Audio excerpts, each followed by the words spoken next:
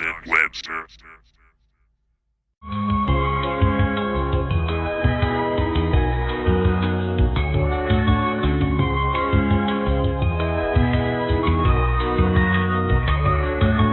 Man, I don't know how to feel about this. So after the overwhelming demand on the last video about this, which you guys killed by the way, I'm surprised you guys want me to do a part 2 about this. And honestly, I was up for the task. Now that I've seen a lot more cartoons, I think I can clearly say that this theory still holds up. But let's go into further detail on why it still holds up to begin with. So journey with me, turn the lights down and the volume up, as we journey into some nostalgia. Huh, see what I did there? That was funny. Shoutouts to the sticky paddle. Okay, that joke aside though, sit down, relax, and enjoy the show.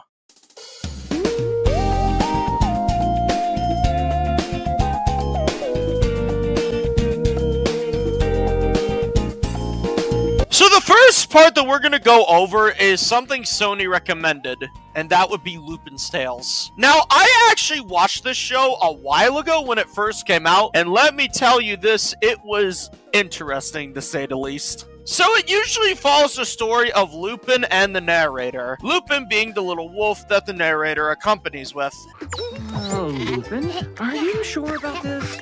Yes, I'm sure.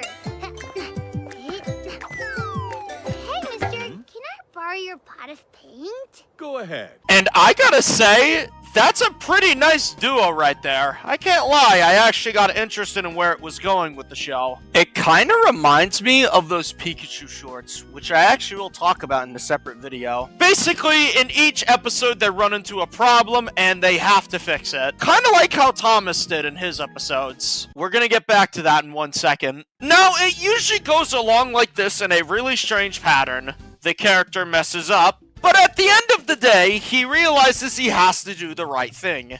See what I did there with Thomas? That's right, that's the first con. It's the 3 strikes formula. Now, most of the time in the show, this is completely fine. But if this is a repetition for every episode, it's gonna start feeling like Thomas, and my god, nobody wants to be reminded of that.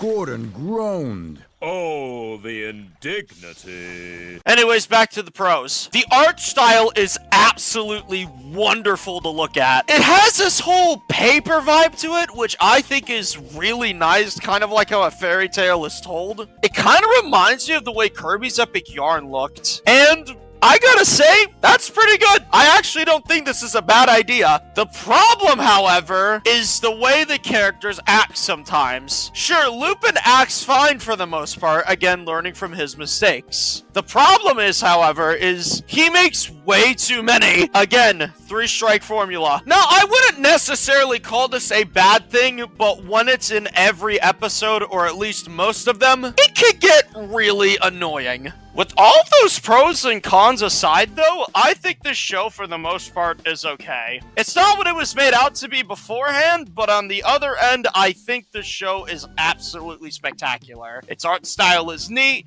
the characters are alright, and the backgrounds seem really cool. Not to mention the fact, you know, the whole narrator and character thing, which I think works pretty well. Overall, for the most part, this show gets an 8 out of 10.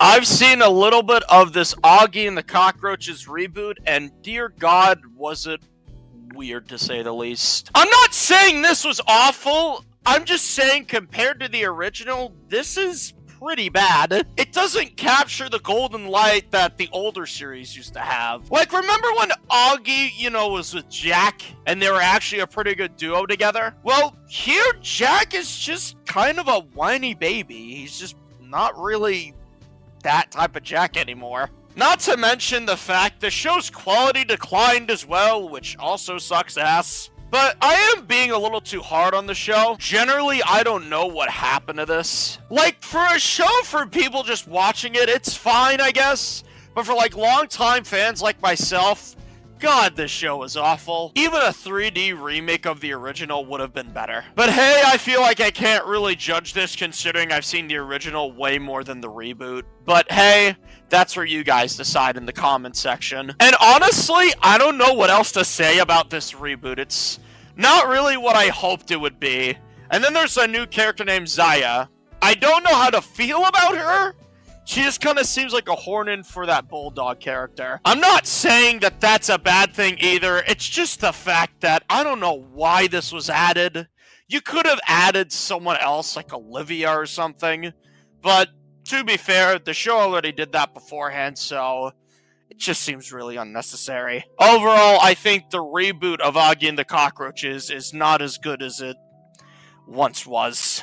Honestly, it's not as good as it once was, period. Like, if I had to be honest here. Again, that's not for me to decide, though. That's for my comment section to decide, so you guys go down there. As much as I would want to talk about this more, I'm just gonna cut it off here, because there's not that much to talk about, really. I just saw the overwhelming demand from the first video, and I was like, alright, let's make a part 2 to it. And if you guys enjoyed the part 2, then that's great. I might make a part 3. But besides that, thank you all so much for watching. Leave a like, comment, subscribe if you want to. Also follow my social medias in the description below. And that'll be all for today's episode of Cartoon Reviews.